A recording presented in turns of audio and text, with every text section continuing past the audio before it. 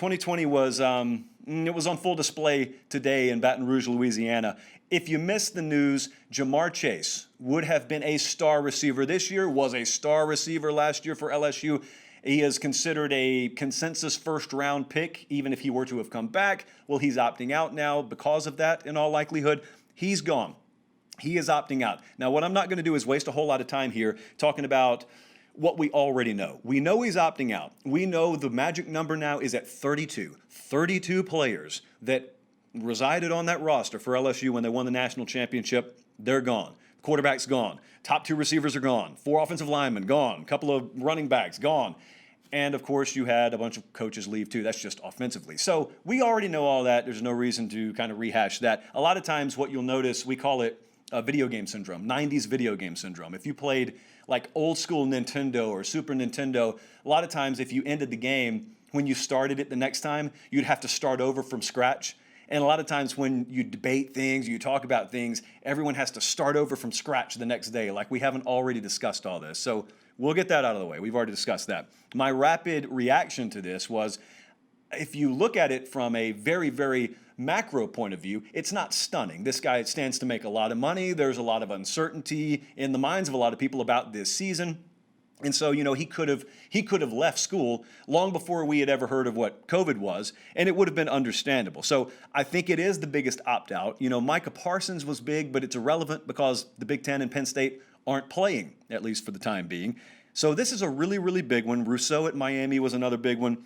But it also proves a lot is moving behind the scenes. I know there's been a lot of speculation today and something that I'm not really going to wildly get into on this show tonight, only because I think the sensationalist nature of sort of the subplot behind this opt-out is a lot more juicy than what reality is. I think reality is just, this is a guy who kept thinking about things. Even after he tweeted, hey, let us play this season, that's what a lot of critics have said today. Why would you be talking about let us play and then you're going to opt out? Well, things are always changing. Things are always moving. So I know there's been a lot of speculation about what caused this and who got in whose ear. Not going to do that on this show tonight. Maybe if something becomes public, we will. But I say all that to say this.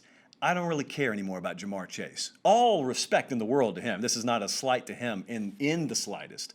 But I'm talking about who is left at LSU. And because that's really what matters here. What's left at LSU? This is a college football show. And what's left at LSU are questions, but also opportunity. Now, I can tell you right now, knowing the makeup of that program, maybe some fans have their head down today, and maybe some bystanders are looking at LSU going, oh, those poor guys, what in the world are they going to do? That's not what that coaching staff's doing, and I hope that's not what that wide receiver room is doing. Colin and I were talking in the break room before we did the show tonight. It's not an empty trough there at LSU in the wide receiver room by any stretch of the imagination. They got names. Terrace Marshall comes back. But outside of that, if you're not an LSU recruiting fan, you're just a casual observer, you may not know who Eric Gilbert is yet. You will. You may not know who Keyshawn Boutte is yet. You will. Trey Palmer, you may not know that name. You may not even know Racy McGrath. These are not all true freshmen. Some of them are, some of them aren't. But the point is, they all possess adequate talent to be a star in the way that LSU does things now. Here's what they don't have. They don't have an alpha number 1 receiver with the exit of Jamar Chase. They may have one. I don't see them with one that is definitive in the preseason. That's what I'm saying. So you should be excited because there's a whole lot of opportunity there. This is a grand opportunity if you're in that wide receiver room. Part 2. Make no mistake whatsoever, this is the biggest challenge of Ed Orgeron's head coaching career. You may look back and say, well, it seems like it was a pretty tall task to win a national championship, and yes, it was. But as we have spoken about a million times on this show, you win at a high level in this sport or any sport, then you get to deal with the consequences of success. In this case, your entire roster got overturned, and then you dealt with a pandemic, so no one's ever had that lumped on top of the usual consequences of success. You've had some off-field allegations about past players to deal with, which could, if nothing else, affect you mentally. You've had social issues to deal with. You had to retool your staff. And now a lot of us sit back and we wait for the season to start. And the reason that we wait for the season to start is not just to look around and say, oh, LSU only going to win 7 games this year. They're coming back to the pack. It's not that. That's not how I judge the culture of a program. But culture is the key word here. Because this is really the remaining question in a lot of your minds. I know, I read every email you send me, and I read every comment and every tweet. And here's what a lot of you still believe who are not LSU fans. A lot of you still believe, probably because LSU kicked your team's tail last year, that that was a once-in-a-generation, flash in the pan, flash being the key word here, sort of proposition. And it was great, and it was fun to watch, but now they're out of there, and things will return back to whatever the norm is in your mind for LSU football. So what we're going to find out is the difference between flash and culture. Because if it is true that last year's collection came in and then they affected however they affected Baton Rouge and LSU football and Ed Orgeron, but once they leave, you're going to return to whatever normalcy was, it'll be obvious. Just as obvious will be if there has been a culture change and a DNA shift down there. It'll be obvious there too. I'm not telling you they're winning a national championship this year if that's true, but see, there are varying scenarios that LSU football could go down and could put up this year, rather, in terms of a record. You know, they could go 8-2 this year and be less impressive than in some ways if they go 7-3. Just the way the schedule falls, the way the ball bounces. I think those of you who have watched this sport for any length of time probably understand what I'm saying there, but I think a lot of folks probably, in some ways, understand how rare 2019 was. Even LSU fans understand how rare that was. I don't care if you got the greatest culture on the face of the earth, you better have players. So LSU had both last year. And it's really rare for all that to come together. But here's the entire problem, or here's the entire opportunity, depending on your perspective and depending on what reality is at LSU.